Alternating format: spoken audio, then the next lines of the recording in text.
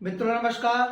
मैं राज ज्योतिष गुरु फिर से हाजिर हूं आप लोगों की सेवा में और हर बार की तरह इस बार भी मैं एक नए विषय नई जानकारी के साथ आप लोगों के समक्ष प्रस्तुत हूं।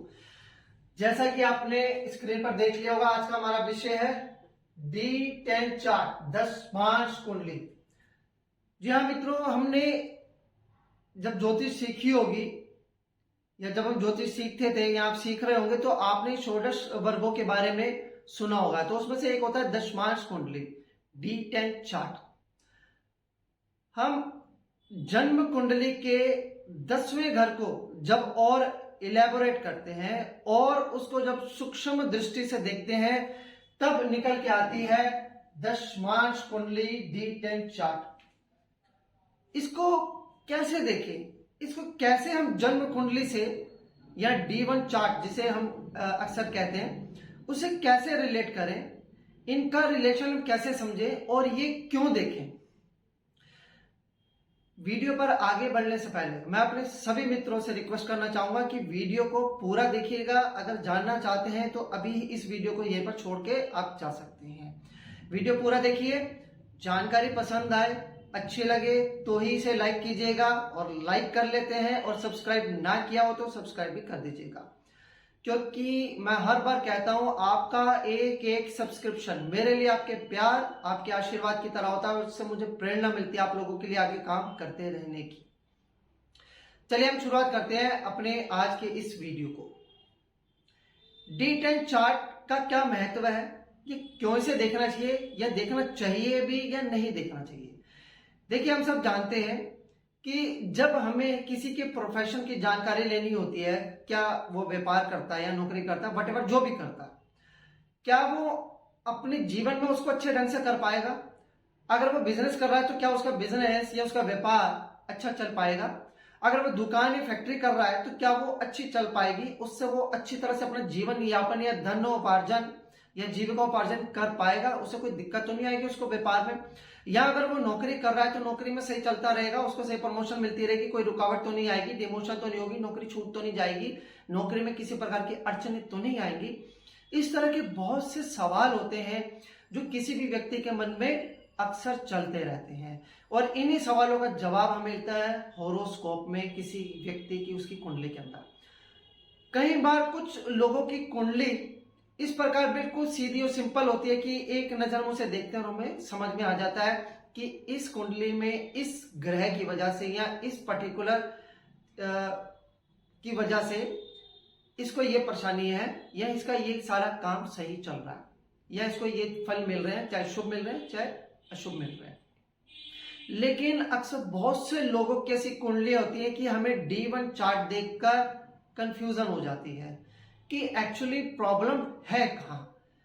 तो जब इस प्रकार की कंफ्यूजन आप लोगों के सामने आए, जब आप किसी तथ्य तक किसी परिणाम तक ना पहुंच पाए कि ये जो व्यक्ति का जो काम है जो अच्छा चल रहा है या बुरा चल रहा है या इसे जो रुकावट या परेशानी फेस आ रही है तो वो किस पर्टिकुलर रीजन की वजह से आ रही है, या अगर वो व्यक्ति काम करेगा तो क्या वो सही चलता रहेगा या उसे कहीं पर जीवन में रुकावटों और परेशानियों का सामना करना पड़ेगा। देखिए, जीवन में परेशानियों रुकावटें तो आती हैं, लेकिन जब बहुत ज्यादा परेशानियों रुकावटें आती हैं तो वो दुख का और परेशानी का कारण बन जाती है। तो तब हमें उनका सॉल्यूशन ढूंढना पड़ता है, उनका समाधान ढूंढना पड़ता है।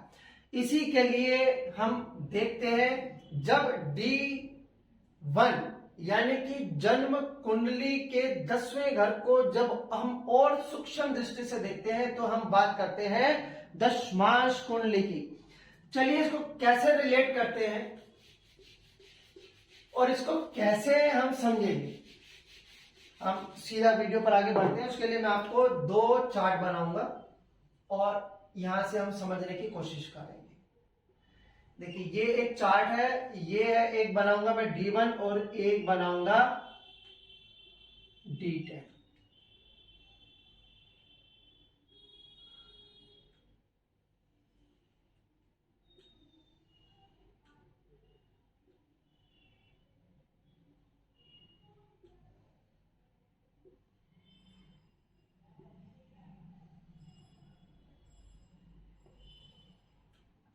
इसे समझेंगे D1 है और इसको समझेंगे D10 है, यानी कि D1 जन्म कुंडली और D10 है दशमांश कुंडली।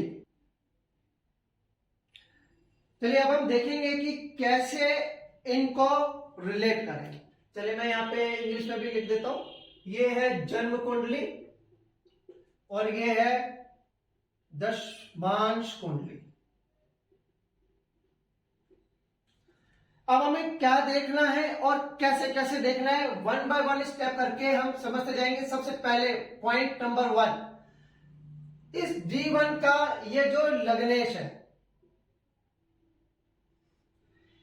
ये D1 का लग्नेश, लग्न लॉर्ड, असेंडेंट लॉर्ड अगर D10 की दशमांश कुंडली के लगन में है,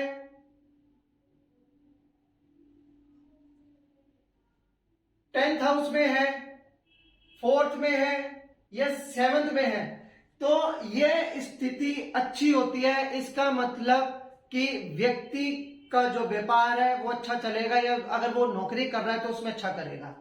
अब आप देख रहे होंगे किसी में मैंने 3 टिक किए, किसी में 2, और इन 2 में 1 टिक किया। उसका कारण आप समझ लीजिए। अगर D1 का लग्नेश D10 के लगन में बैठा है तो ये बहुत ही सर्वोत्तम, जिसे कहते हैं बहुत ही ज्यादा शुभ स्थिति होगी। अगर D1 का लग्नेश D10 के 10th हाउस में बैठा है तो ये भी बहुत अच्छी उत्तम स्थिति होगी। लेकिन अगर D1 का लग्नेश अगर D10 कुंडली के 4th और 7th हाउस में बैठा है तो ये सर्वोत्तम तो नहीं होगा, उत्तम तो नहीं होगा, लेकिन इसे भी आप सर्वश्रेष्ठ स्थिति या बहुत अच्छी स्थिति आप मान सकते हैं, कह सकते हैं। ये तो हो गया एक पॉइंट। अब इसके साथ एक चीज और जोड़नी है कि जो ये लग्नेश है वो जब यहां पे बैठ रहा है तो उसका हमने बल भी देखना है, वो भी काउंट करना है। अगर ये लग्नेश यहां पर या यहां पर या यहां पर या यहां पर अगर वो उच्च का बैठा है, सबग्रही बैठा है, मित्र क्षेत्री बैठा है, तो आप इसे कह सकते हैं सोने पर सुहागा। लेकिन अगर वो शत्रु क्षेत्री हो जाएगा या शत्रु के साथ आ जाएगा तो फलों में कमी आ जाएगी। आप इसको ऐसे समझ सकते हैं, ठीक है।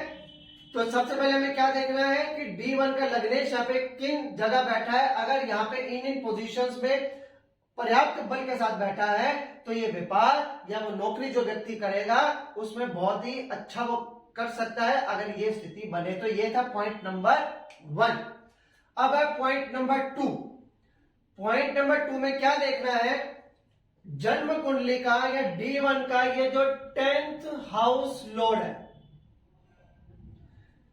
ये अगर लगन में बैठा है, D10 के लगन में बैठा है और D10 के 10th हाउस में बैठा है तो इसे भी हम सर्वोत्तम स्थिति ही मानेंगे। लेकिन अगर वो इन 2 केंद्रों में बैठा है तो ये भी पहले की सिचुएशन की बात है, ये भी अच्छा तो होगा लेकिन सर्वोत्तम नहीं मान सकते। लेकिन अगर ये किसी और हाउसेस में बैठा है तो स्थिति अलग होगी, स्थिति दूसरी होगी। व्यापार या नौकरी फिर उस समय स्मूथ या अच्छे नहीं चलेंगे, बाधा परेशानी रुकावटें आ सकती हैं। क्या सेकंड कंडीशन थी कि जन्म कुंडली का जो 10th हाउस लॉर्ड 10वें घर का स्वामी है वो लगन में, D10 के लगन में और D10 के 10th हाउस में सर्वोत्तम बहुत ही सर्वाधिक शुभ स्थिति बनाता है, बहुत ही अच्छा योग बनाता है अगर वो यहां पर बैठा होता है। ये हमने देखा कि D1 का जो लग्न और 10th हाउस का जो मालिक है, लग्नेश और 10th हाउस का मालिक है, उसकी क्या पोजीशन यहाँ पे होनी चाहिए। अब हम अगली कंडीशंस देखते हैं।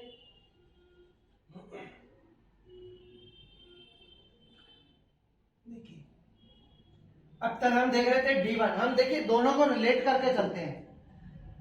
अब जो D10 का जो लग्नेश है और ये जो 10th हाउस लॉर्ड है यहां का D10 का, अगर वो यहां पर लगन में बैठ जाए, जन्म कुंडली के लगन में हो या जन्म कुंडली के 10th हाउस में बैठे तो ये भी सर्वोत्तम सर्वाधिक शुभ स्थिति मानी जाती है, बहुत ही अच्छा योग माना जाता है। ऐसी स्थिति में भी व्यक्ति का जो व्यापार है जो नौकरी है वो बहुत ही बढ़िया रहने वाली है, वो अपने व्यापार में बहुत अच्छा करके दिखाने वाला है, वो अपनी नौकरी में, अपनी जॉब में बहुत अच्छा करके दिखाने वाला है, अगर इस तरह की स्थिति बनी हुई है तो।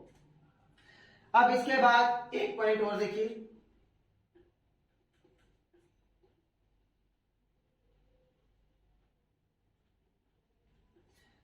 देखिए हम जानते हैं कि ये जो 6, 8 और 12 ये जो हाउसेस होते हैं ये बुरे घर माने गए हैं, और जब इन ग्रहों की, इनके स्वामियों की जब दशांतर दशा चलती है तो व्यक्ति को जो बुरे रिजल्ट है, अशुभ फल है, वो प्राप्त होते हैं। अब आप देखिए, अगर 6, 8 इन दो को लेंगे, अगर 6 और 8 के स्वामी ग्रह D10 के लगन में बैठ जाए, या D10 या दशमांश कुंडली के 10वें घर में बैठ जाए, तो ये बहुत ही ज्यादा अशुभ स्थिति है, अशुभ योग है। ऐसे में व्यक्ति व्यापार में बहुत ही अधिक घाटा उठा सकता है, उसकी नौकरी जा सकती है। कब? जब इन ग्रहों की दशांतर दशा शुरू हो जाएगी। इसके साथ एक चीज और जोड़िए, ये था थर्ड पॉइंट। अब आपको चलिए फोर्थ पॉइंट पे मैं और बता देता हूं। अगर राहु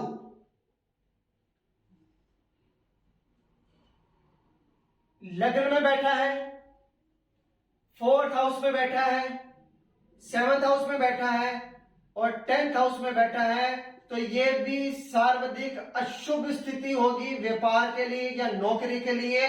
राहु अपनी दशा, अंतरदशा, परतंत्र दशा में आपके व्यापार को नीचे लेके आ सकता है, आपको घाटा दे सकता है, आपको नौकरी में डिमोशन करवा सकता है, आपको नौकरी छुड़वा सकता है।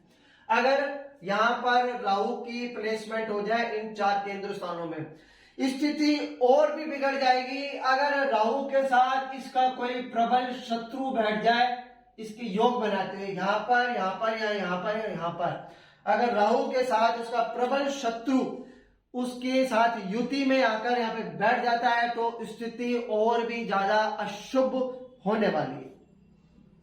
चलिए अब हम एक पॉइंट और समझेंगे।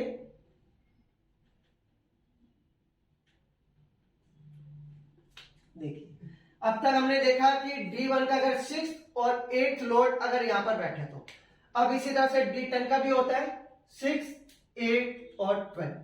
देखिए 5th पोजीशन, 5th पॉइंट क्या है कि अगर D10 का 6th लॉर्ड, 8th लॉर्ड और 12th लॉर्ड अगर आपकी जन्म कुंडली के लग्न में बैठा है, 10th हाउस में बैठा है, तो आपको फिर से वही अशुभ स्थिति का सामना करना पड़ सकता है। व्यापार में घाटा हो सकता है, आपकी नौकरी जा सकती है, बार बार आपको नौकरी बदलनी पड़ सकती है, बार बार आपको अपना काम धंधा चेंज करना पड़ सकता है, और हो सकता है कि आप अपने व्यापार या नौकरी करने के चक्कर में बहुत ही अधिक आप कर्जों में दबते चले जाएं।